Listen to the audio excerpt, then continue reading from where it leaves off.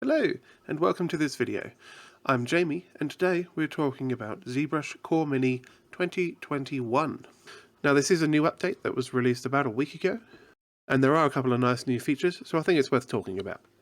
So to just quickly go over them, there are some new language options, which is nice to have for any non-English speaking people who would like to have a go at 3D sculpting. There is a new Viewport Ambient Occlusion option, which is a nice little extra, and it makes previewing your models a bit nicer. There is a render turntable, so you just click a button and it will render out a video file of your model, just doing a quick spin around. Really nice for showing off your model in various places. The render settings don't look quite so great, but for a quick and dirty option to just quickly get your stuff out there, it's a fine option. Your model will now tessellate when you're using the smooth brush.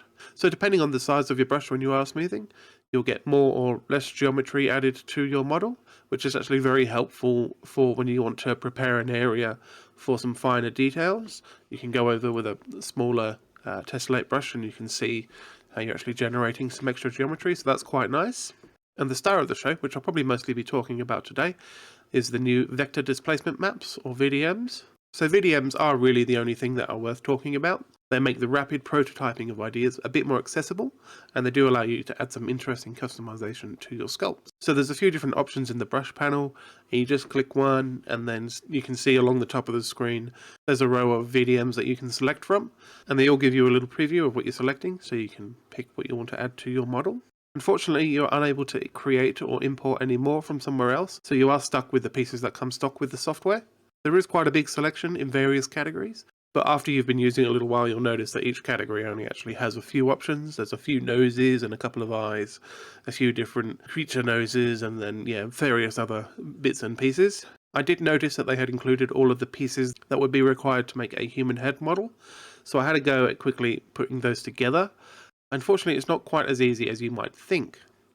So each VDM has a little area of fall-off around them, so when you do place them either close to another VDM that you've already placed down or any other area where you've done some sculpting, you will notice that next to the VDM stuff is getting moved around as well, so it can distort stuff that you've already been working on. So it can take a little bit of work to make the VDMs actually work together nicely, especially in close proximity.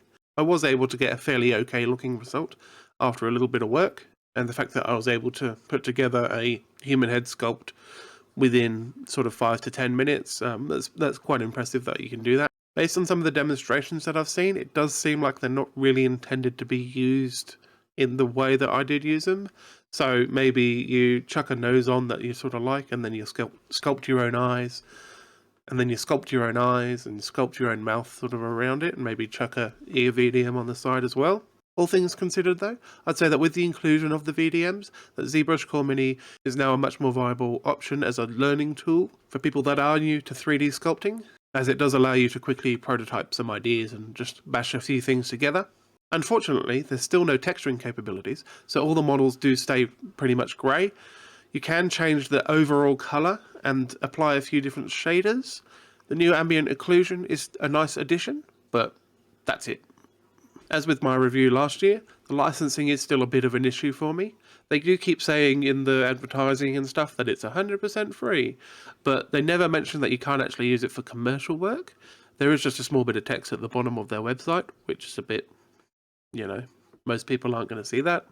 Which then got me thinking, is it just the vertices generated by the program that are covered by this license?